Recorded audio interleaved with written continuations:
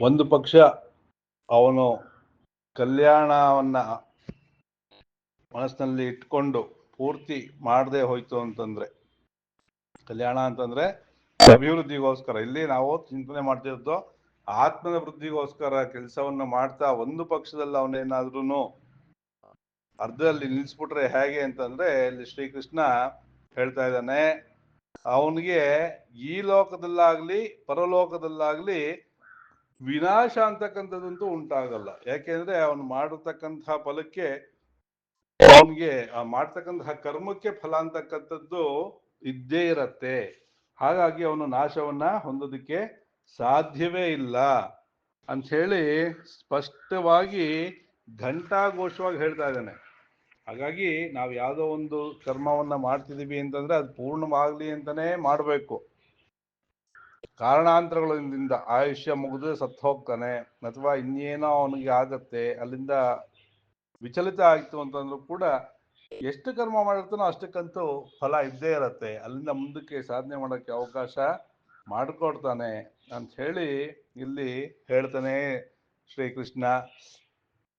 ಹಾಗೆ ಮುಂದುವರೆದು ಹೇಳ್ತಾನೆ, ತತ್ರ ತಂ ಬುದ್ಧಿ ಸಂಯೋಗಂ ಲವತೆ ಪೌರ್ವದೇಹಿಕಂ ಯತತೆ ಚತ್ತೋ ಭೂಯ ಸಂಸಿದ್ಧೌ ಕುರುನಂದನ ಅಂದ. ನೀನು ಪೂರ್ವದೇಹದಲ್ಲಿ ಇದ್ದಾಗ ಬುದ್ಧಿ ಸಂಯೋಗವನ್ನ ಮಾಡಿ ಏನ್ ಕೆಲಸವನ್ನ ಮಾಡಿರ್ತೀಯೋ ಅದು ಏನಾಗತ್ತೆ, ಮುಂದಿನ ಜನ್ಮದಲ್ಲಿ ಅದಕ್ಕೆ ಫಲ ಉಂಟಾಗಿ ಅಲ್ಲಿಂದ ನೀನು ಮುಂದೆ ಉರಿತೀಯ. ಹಾಗಾಗಿ ಸಂಸಿದ್ಧಿಗೋಸ್ಕರ ಬಹಳವಾಗಿ ಪ್ರಯತ್ನವನ್ನು ಮಾಡು. ಯತತೆ ಚ ತಥೋ ಭೂಯ ಸಂಸಿದ್ಧೋ ಕುರುನಂದನ. ಈ ಜನ್ಮದಲ್ಲಿ ಆಗ್ಲಿಲ್ಲ ಅಂದ್ರೂ ಕೂಡ ಮುಂದಿನ ಜನ್ಮದಲ್ಲಾದ್ರೂ ನಿನಗೆ ಆ ಒಂದು ಪೂರ್ಣ ಮಾಡೋದಕ್ಕೆ ಅವಕಾಶ ಆಗತ್ತೆ. ಅಲ್ಲೇ ಆಗ್ಲಿಲ್ಲ ಅಂತಂದ್ರೆ ಮತ್ತೆ ನೀ ಅಲ್ಲೇನು ಮಾಡಿರ್ತೀಯೋ ಅದನ್ನ ಮುಂದಿನ ಜನ್ಮದಲ್ಲಿ ಅಂತೂ ಉಂಟಾಗತ್ತೆ. ಯಾವಾಗ್ಲೂ ಒಂದು ನಮಗೆ ಏನಾಗಿದ್ದು ಮಾಡಿದ ಕರ್ಮ ಅಂತೂ ಏನಾಗಲ್ಲ, ಹೋಗಲ್ಲ, ಅದಕ್ಕೆ ಫಲ ಅಂತಕ್ಕಂಥದ್ದು ಅನುಭವಿಸ್ಲೇಬೇಕು. ನಾನು ಅನುಭವಿಸ್ತೀವಿ ಅಂತ ಹೇಳಿ ಸ್ಪಷ್ಟವಾದ ಉಕ್ತಿಯಿಂದ ಶ್ರೀಕೃಷ್ಣ ಹೇಳ್ತಾ ಇದ್ದಾನೆ ನಮಗೆ. ಪೂರ್ವಾಭ್ಯಾಸೇನ ತೇನೈವ ಹ್ರಿಯತೆ ಹ್ಯವಶೋ ಅಪಿ ಸಹ ಜಿಜ್ಞಾಸುರಪಿ ಯೋಗಸ್ಯ ಶಬ್ದ ಬ್ರಹ್ಮಾದಿ ವರ್ತತೆ. ನಮ್ಗೆಲ್ಲ ಏನಾಗಿದೆ ಅಂದ್ರೆ ಅನೇಕ ಜನ್ಮಗಳು ಆಗೋಗಿದೆ ಅಂತ ಹೇಳಿ ಶಾಸ್ತ್ರ ಹೇಳ್ತಾ ಇದೆ ನಮಗೆ. ಪದೇ ಪದೇ ಅನೇಕ ಸತಿ ಮುಂದಿನ ಅಂದ್ರೆ ಹಿಂದಿನ ಅಧ್ಯಾಯಗಳಲ್ಲಿ ಕೂಡ ಹೇಳ್ಯಾರ, ಅನೇಕ ಜನ್ಮಗಳು ಆಗೋಗಿದೆ ಅಂತ ಹೇಳಿ ಸಾಂಖ್ಯ ಯೋಗದಲ್ಲಿ ಕೂಡ ಶ್ರೀಕೃಷ್ಣ ಹೇಳ್ದ. ಹಾಗಾಗಿ ಅದು ನಮಗ್ ಗೊತ್ತಿಲ್ಲ, ಅವನಿಗೆ ಗೊತ್ತಿದೆ ಅಂತ ಹೇಳಿ. ಹಾಗಾಗಿ ಹಿಂದಿನ ಜನ್ಮಗಳಲ್ಲಿ ನಾವು ಮಾಡಿರ್ತಕ್ಕಂತಹ ಕರ್ಮಗಳ ಫಲ ಏನಿದೆ ಅದಕ್ಕೆ ನಾವು ವಶರಾಗಿ ಎಳೆಯಲ್ಪಡ್ತಾ ಇರ್ತೀವಿ. ಅವನು ಜಿಜ್ಞಾಸುರಪಿ ಯೋಗಸ್ಯ ಶಬ್ದ ಬ್ರಹ್ಮಾದಿ ವರ್ತತೆ. ಯೋಗದ ಜಿಜ್ಞಾಸವಾಗಿದ್ರು ಕೂಡ ಅವನು ಶಬ್ದ ಬ್ರಹ್ಮವನ್ನು ಮೀರ್ತಾನೆ ಅಂತ ಹೇಳಿ. ಶಬ್ದ ಬ್ರಹ್ಮ ಅಂತಂದ್ರೆ ಸಗುಣ ಬ್ರಹ್ಮ. ಸಗುಣ ಬ್ರಹ್ಮವನ್ನ ನಾವು ಕುರಿತು ಮಾಡಿದಂತಹ ಪೂಜೆ, ಯಜ್ಞ, ಯಾಗಾದಿ ಇತ್ಯಾದಿಗಳಿಗೆಲ್ಲವೂ ಫಲ ಇದ್ದೇ ಇದೆ, ಇಲ್ಲ ಅಂತಲ್ಲ. ಆದ್ರೆ ಅದಕ್ಕಿಂತ ಎಲ್ಲದಕ್ಕಿಂತ ಹೆಚ್ಚಿನದು ಅಂತಂದ್ರೆ ಈ ನಿರಾಕಾರ ಬ್ರಹ್ಮನ್ನ ಆರಾಧನೆ, ಅಂದ್ರೆ ಆ ಜ್ಞಾನ ಪ್ರಾಪ್ತಿಯೇ ಎಲ್ಲದಕ್ಕಿಂತ ಶ್ರೇಷ್ಠ ಅಂತ ಹೇಳಿ ಹೇಳ್ತಾರಲ್ಲ, ಹಾಗೆ ಅದನ್ನ ಇಲ್ಲಿ ಹೇಳ್ತಾ ಇದ್ದಾನೆ. ಪೂರ್ವಾಭ್ಯಾಸೇನ ತೇನೈವ ಪ್ರಿಯತೆ ಹೆವಶೋ ಅಪಿ. ಅವನನ್ನ ಅವಶನಾಗಿ ಅವನನ್ನ ಅಂದ್ರೆ ನಮಗೆ ಏನು ಪ್ರಯತ್ನ ಮಾಡಲೇಬೇಕು ಅಂತ ಇಲ್ಲ, ಅದು ಆಟೋಮೆಟಿಕ್ ಆಗಿ ಆಗ್ತಾ ಇರತ್ತೆ ಅನ್ನೋ ಅರ್ಥದಲ್ಲಿ ಹೇಳ್ತಾ ಇದ್ದಾನೆ. ನಮ್ಮ ಹಿಂದಿನ ಕರ್ಮದ ವಾಸನೆ ಅಂತ ಹೇಳ್ತಾರೆ ಶಾಸ್ತ್ರದಲ್ಲಿ. ಆ ವಾಸನಾ ರೂಪವಾಗಿ ನಮ್ಗೇನಾಗತ್ತೆ, ನಮ್ಮನ್ನ ಎಳ್ಕೊಂಡು ಹೋಗ್ತಾ ಇರತ್ತೆ. ಹಾಗಾಗಿ ಆ ಒಂದು ಕರ್ಮದ ಫಲ ಅದು ಕೊಡೋವರೆಗೂ ಬಿಡೋದೇ ಇಲ್ಲ ಅದು. ಯಾಕೆಂದ್ರೆ ಸಂಚಿತ, ಆಗಾಮಿ, ಪ್ರಾರಬ್ಧ ಅಂತಕ್ಕಂಥದ್ದು ಮೂರು ರೀತಿಯಾದಂತಹ ಫಲಗಳಿದೆಯಲ್ಲ. ಹಾಗಾಗಿ ಆಯಾ ಸಂದರ್ಭಗಳಲ್ಲಿ ಆ ಫಲವನ್ನ ನಮಗೆ ಕೊಟ್ಟೇ ಕೊಡ್ತಾನೆ, ಉಂಟಾಗತ್ತೆ ಅಂತ ಹೇಳಿ ಶ್ರೀಕೃಷ್ಣ ನಮಗೆ ಅನುಗ್ರಹವನ್ನ ಮಾಡ್ತಾ ಇದ್ದಾನೆ. ಮುಂದುವರೆದು ಹೇಳ್ತಾನೆ, ತಪಸ್ವಿಭ್ಯೋ ಅಧಿಕೋ ಯೋಗಿ ಜ್ಞಾನಿಭ್ಯೋ ಅಪಿ ಮತೋಧಿಕ. ಕರ್ಮಿಭ್ಯಶ್ಚಧಿಕೋ ಯೋಗಿ ತಸ್ಮಾತ್ ಯೋಗಿ ಭವಾರ್ಜುನ. ಇಲ್ಲಿ ಯೋಗವನ್ನ ಬಹಳವಾಗಿ ಹೊಳ್ತಾ ಇದ್ದಾನೆ ಶ್ರೀಕೃಷ್ಣ. ಅತ್ಯಂತವಾದ ಶ್ರೇಷ್ಠವಾದದ್ದು ಅಂತಂದ್ರೆ ಯೋಗ ಅಂತ ಹೇಳಿ. ಯೋಗ ಅಂತಂದ್ರೆ ಯಾವುದೇ ಒಂದು ಕರ್ಮದ ಅಪೇಕ್ಷವಿಲ್ಲದೆ ಮಾಡ್ತಕ್ಕಂಥ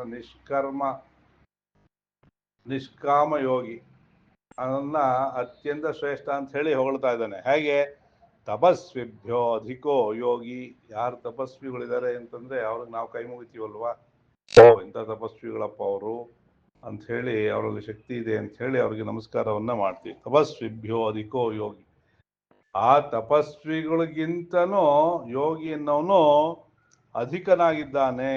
ಜ್ಞಾನಿಭ್ಯೋ ಅಪಿ ಮತೋ ಅಧಿಕ. ಯಾರು ಜ್ಞಾನಿಗಳು ಅಂತ ಹೇಳಿ ನಾವು ಪ್ರಪಂಚದಲ್ಲಿ ಹೇಳ್ತೀವಿ, ಅವ್ರಿಗಿಂತನೂ ಅಧಿಕವಾದಂತಹವನು ಯೋಗಿ. ಯಾಕೆಂದ್ರೆ ಜ್ಞಾನವನ್ನ ಪುಸ್ತಕದಿಂದ ನಾವು ಪಡ್ಕೊಂಡ್ಬಿಡ್ಬೋದು, ಆದ್ರೆ ನಮ್ಮ ಕ್ರಿಯೆ ಇದೆಯಲ್ಲ, ಈ ಕ್ರಿಯೆ ಅನ್ನೋದು ಆ ಸಂಸ್ಕಾರ ಬಲದಿಂದನೇ ಬರಬೇಕು. ಜ್ಞಾನ ಇದ್ರೂ ಕೂಡ ನಾವು ಸಂಸ್ಕಾರ ವಿಹೀನರಾದ್ರೆ, ಅಂದ್ರೆ ನಮ್ಮ ನಡೆ ನುಡಿನಲ್ಲಿ ಅಷ್ಟು ಚೆನ್ನಾಗಿ ನಾವಿಲ್ಲ ಅಂತಂದ್ರೆ ಆ ಜ್ಞಾನಕ್ಕೆ ಬೆಲೆ ಕಡಿಮೆ ಆಗುತ್ತೆ. ಹಾಗಾಗಿ ಜ್ಞಾನಿಗಳಿಗಿಂತಲೂ ಅಧಿಕ ಯೋಗಿ ಅಂತ ಹೇಳಿ ಹೇಳ್ತಾರೆ. ಕರ್ಮಿಭ್ಯಶ್ಚ ಅಧಿಕೋ ಯೋಗಿ. ಇಷ್ಟೇ ಅಲ್ಲ, ತಪಸ್ವಿಗಳಿಗಿಂತ ಜ್ಞಾನಿಗಳಿಗಿಂತಲೂ ಕರ್ಮಿಗಳಿಗಿಂತಲೂ ಅಧಿಕನಾದಂಥವನು ಯೋಗಿ ಅಂತ ಹೇಳಿ ಹೊಗಳ್ತಾ ಇದ್ದಾನೆ. ಯಾಕೆಂದ್ರೆ ಕರ್ಮಯೋಗ ಆದ್ರೆ ಕೂಡ ಅಲ್ಲಿ ನಿಷ್ಕಾಮದಿಂದನೇ ಕರ್ಮಗಳನ್ನ ಮಾಡ್ತಾನೆ ಅಂತವನು ಕರ್ಮಯೋಗಿ. ಫಲಾಪೇಕ್ಷೆಯಲ್ಲದೆ ಕರ್ಮವನ್ನು ಮಾಡ್ತಾನೆ. ಆದ್ರೆ ಈ ಯೋಗಿ ಅಂದ್ರೆ ಆ ಒಂದು ಹಂತಕ್ಕೆ ತಲುಪಿದವನಿಗೆ ಯಾವುದೇ ಒಂದು ಕರ್ಮ ಬಂಧನ ಇರೋದಿಲ್ಲ. ಅವನು ಕೂಡ ಕರ್ಮವನ್ನು ಮಾಡ್ತಾ ಇರ್ತಾನೆ ಲೋಕ ಸಂಗ್ರಹಕ್ಕೋಸ್ಕರ. ಹಾಗಾಗಿ ಈ ಎಲ್ಲರಿಗಿಂತಲೂ ಮೀರಿದಂಥವನು ನೀನಾಗು. ತಸ್ಮಾತ್ ಯೋಗಿ ಭವಾರ್ಜುನ.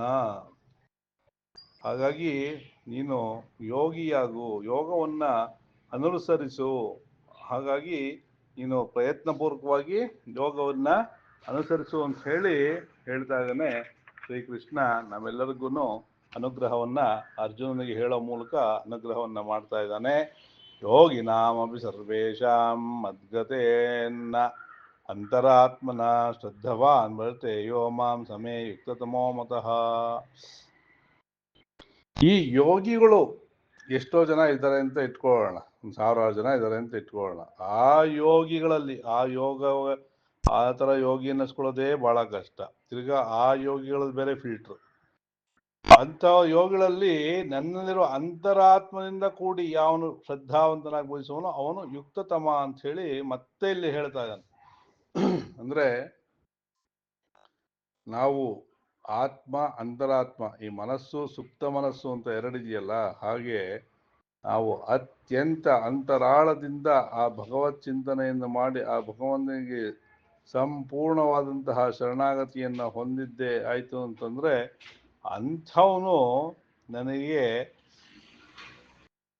ಯುಕ್ತನಾದಂಥವನು ಅಂತ ಹೇಳಿ ಹೇಳ್ತಾನೆ. ಅತ್ಯಂತ ಯೋಗ್ಯನಾದವನು ಅವನೇ ನನಗೆ ಬಹಳ ಪ್ರಿಯವಾದವನು ಅಂತ ಹೇಳಿ ಶ್ರೀಕೃಷ್ಣ ಹೇಳ್ತಾ ಇದ್ದಾನೆ. ಹಾಗಾಗಿ ನಾವು ಸತತವಾದ ಪ್ರಯತ್ನವನ್ನ ಹೇಗೆ ಮಾಡಬೇಕು ಅಂತಂದ್ರೆ ಅಷ್ಟು ಪ್ರಯತ್ನವನ್ನ ಸತತವಾಗಿ ಮಾಡ್ತಾನೇ ಇರಬೇಕು.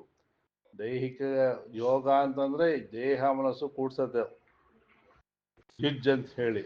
ಆದ್ರೆ ನಾವು ದಿವಸ ಯೋಗವನ್ನು ಮಾಡಿದ್ರು ಕೂಡ ನಮ್ಮ ಮನಸ್ಸನ್ನ ಕೇಂದ್ರೀಕರಿಸ್ಕೊಳ್ಳೋಕೆ ಪ್ರಯತ್ನವನ್ನು ಮಾಡಬೇಕು. ದೈಹಿಕಕ್ಕೆ ವ್ಯಾಯಾಮ ಬೇಕು, ಹಾಗೆ ಮನಸ್ಸು ಕೂಡ ವ್ಯಾಯಾಮ ಅತ್ಯವಶ್ಯಕ. ದೇಹಕ್ಕೆ ಮನಸ್ಸಿಗೆ ಎರಡಕ್ಕೂ ಬೇಕು. ಯಾಕೆಂದ್ರೆ ಮನಸ್ಸನ್ನ ನಾವು ಹಿಡಿತಕ್ಕೆ ತಂದ್ಕೊಂಡಷ್ಟು ತೃಪ್ತಿ ಸಂತೋಷ ಜಾಸ್ತಿ. ಹಾಗೆ ದೇಹಕ್ಕೂ ಕೂಡ ನಾವು ವ್ಯಾಯಾಮವನ್ನು ಮಾಡಿದಾಗ ಆ ಸಂಚಲನ, ರಕ್ತ ಸಂಚಲನ ಎಲ್ಲ ಆದಾಗಲೇ ನಮ್ಮ ದೇಹ ಆರೋಗ್ಯವಾಗಿರೋದು. ಹಾಗಾಗಿ ಎರಡೂ ಅವಶ್ಯಕತೆ ಇದೆ, ದೈಹಿಕ ಮಾನಸಿಕ ಎರಡೂ ಅವಶ್ಯಕತೆ ಇದೆ. ಹಾಗಾಗಿ ಸತತವಾದಂತಹ ಪ್ರಯತ್ನವನ್ನ ಪಟ್ಟು ನಾವು ಆ ಯೋಗ ಪಟ್ಟಕ್ಕೆ ಹೋಗುವ ಒಂದು ಪ್ರಯತ್ನವನ್ನ ಮಾಡಬೇಕು. ಆ ಧ್ಯಾನವನ್ನು ಹೇಗೆ ಮಾಡಬೇಕು ಇತ್ಯಾದಿಗಳನ್ನೆಲ್ಲ ಸಂಪೂರ್ಣವಾಗಿ 6ನೇ ಅಧ್ಯಾಯದಲ್ಲಿ 47 ಶ್ಲೋಕಗಳಲ್ಲಿ ವಿಚಾರವನ್ನ ನಮಗೆ ಅನೇಕ ತಿಳಿಸಿದ್ದಾನೆ. ಒಂದು ಸಣ್ಣ ಕಥೆಯನ್ನು ಹೇಳೋ ಮೂಲಕ ನಿಮಗೆ ಇನ್ನೂ ಹೆಚ್ಚು ನಾವು ಯಾವ ರೀತಿ ಇರಬೇಕು ಅಂತಕ್ಕಂಥದ್ದನ್ನು ತಿಳಿಸೋ ಒಂದು ಪ್ರಯತ್ನವನ್ನು ಮಾಡ್ತೀನಿ. ಒಂದು ಊರಿನಲ್ಲಿ ಮರದಲ್ಲಿ ಪಕ್ಷಿಗಳು ವಾಸ ಮಾಡ್ಕೊಂಡಿದ್ವು, ಅಲ್ಲೇ ಸಮೀಪದಲ್ಲಿ ಕೋತಿಗಳು ವಾಸ ಮಾಡ್ಕೊಂಡಿದ್ವು. ಒಂದು ಸತಿ ಜೋರ ಮಳೆ ಬಂದ್ಬಿಡ್ತಂತೆ. ಮಳೆ ಬಂದಾಗ ಈ ಕೋತಿಗಳೆಲ್ಲ ನೆಂದು ಭಾಳ ನಡುಗ್ತಾ ಇದ್ವಂತೆ. ಚಳಿಗೆ, ಮಳೆಯಲ್ಲಿ ನೆಂದು ಚಳಿಯಾಗ್ಬಿಟ್ಟು ನಡುಗ್ತಾ ಇದ್ವಂತೆ. ಆಗ ಗೂಡಲ್ಲಿದ್ದಂತಹ ಪಕ್ಷಿಗಳು ಬಂದು ಆ ಕೋತಿಗಳಿಗೆ ಹೇಳತ್ತಂತೆ, ನಾವು ಕೇವಲ ಕೊಕ್ಕಿನಿಂದನೇ ಒಂದು ಗೂಡನ್ನ ಮಾಡಿಕೊಂಡು ಮಳೆಯಿಂದ ರಕ್ಷಣೆಯನ್ನು ಪಡ್ಕೊಳ್ತಾ ಇದ್ದೀವಿ. ನಿಮಗೆ ಕೈ ಕಾಲು ಎಲ್ಲ ಇದ್ರೂ ಕೂಡ ನೀವು ಯಾಕೆ ಮಳೆಯಲ್ಲಿ ನೆಂದು ಒದ್ದಾಡ್ತಾ ಇದ್ದೀರಾ, ನೀವು ಏನು ಮಾಡ್ಕೊಳ್ಳಿ ಅಂತ ಹೇಳಿ ಒಳ್ಳೆಯ ಬುದ್ಧಿ ಮಾತನ್ನ ಹೇಳ್ತಂತೆ ಪಕ್ಷಿಗಳು ಆ ಕೋತಿಗೆ. ಆದರೆ ಆ ಮಂಗಗಳು ಇದನ್ನ ಸರಿಯಾಗಿ ಅರ್ಥ ಮಾಡ್ಕೊಳ್ದೆ, ನಾವು ಗಾತ್ರದಲ್ಲಿ ಎಷ್ಟು ದೊಡ್ಡದಾಗಿದ್ದೀವಿ, ಈ ಪಕ್ಷಿ ಇಷ್ಟೇ ಇದೆ, ಬರೀ ಕೊಕ್ಕಿಂದ ಮಾಡ್ಕೊಂಡಿದೆ, ನಮಗೆ ಬುದ್ಧಿ ಹೇಳತ್ತೆ, ತಡಿ ಮಾಡ್ತೀನಿ ಇದಕ್ಕೆ ಅಂದ್ಬಿಟ್ಟು ಮಳೆ ನಿಲ್ಲಿ ಆಮೇಲೆ ಮಾಡ್ತೀನಿ ಅಂತ ಅಂದ್ಕೊಂಡು ಏನು ಮಾಡ್ತಂತೆ, ಆ ಗೂಡನ್ನೆಲ್ಲ ಕಿತ್ತಾಕಿ ಅಲ್ಲಿರೋ ಮೊಟ್ಟೆಗಳನ್ನೆಲ್ಲ ತೆಗೆದು ಬಿಸಾಕ್ತಂತೆ. ಯಾವುದೋ ಮಂಗಗಳು. ಹಾಗಾಗಿ ಮಂಗನಿಂದ ಮಾನವರಾದಂತಹ ನಾವು ಮಾನವತ್ವದಿಂದ, ಕೇವಲ ಶರೀರದಿಂದ ಮಾನವರಲ್ಲ, ಮನಸ್ಸಿನಿಂದನೂ ಮನುಷ್ಯತ್ವವನ್ನು ಹೊಂದಿ ದೈವತ್ವದ ಎಡೆಗೆ ಚಲಿಸುವ ಒಂದು ಪ್ರಯತ್ನವನ್ನು ಮಾಡಬೇಕು. ನಾವು ಹಿಂದಿಂದಕ್ಕೆ ಹೋಗೋದಲ್ಲ, ಮುಂದೆ ಮುಂದೆ ಬರಬೇಕು. ಹಾಗಾಗಿ ಆಲೋಚನಾ ಶಕ್ತಿಯನ್ನು ಹೆಚ್ಚು ಅಭಿವೃದ್ಧಿ ಮಾಡಿಕೊಳ್ಳೋಣ.